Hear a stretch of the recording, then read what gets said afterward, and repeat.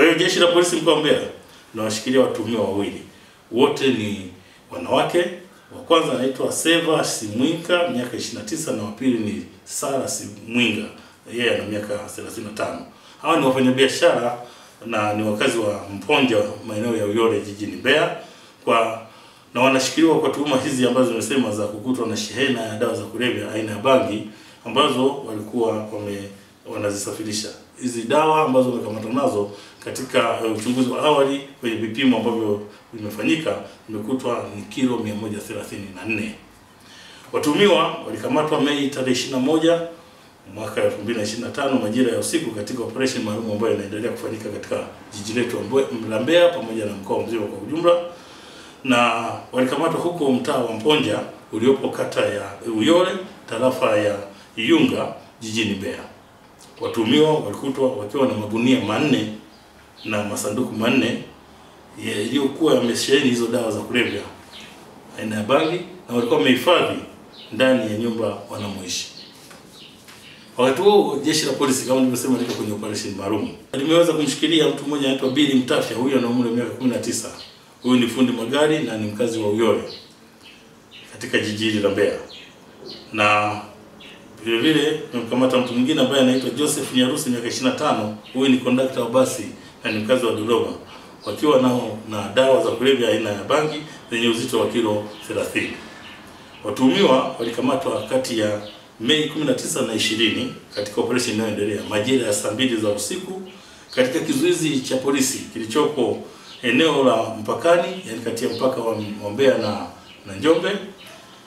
Na baada ya kukamatwa katika hiyo barabara kuu ya kutoka Mbeya kuelekea Njombe iliyoko katika maeneo yaliyoko katika wilaya hii ya Mbarali, watuhumiwa hao walikutwa wakiwa na mabegi 4 na sanduku moja yakiwa yamefungwa na mifuko ya nailoni ndani yake. Sasa katika upekuzi, kulingana na taarifa tulizokuwa nazo sisi za wasili ambazo tulikuwa tumezipata tayari, walikutwa sasa wakiwa na dawa za kulevya aina ya bangi, wakiwa wanazisafisha dawa hizo au mzigo huo katika mabasi ya abiria yenye namba za usajili namba T 683 ELK aina ya Yutong mali ya ABC upper class, na basi jingine ni T 385 EEU, hii ni aina ya Yutong mali ya kampuni ya Shabib class.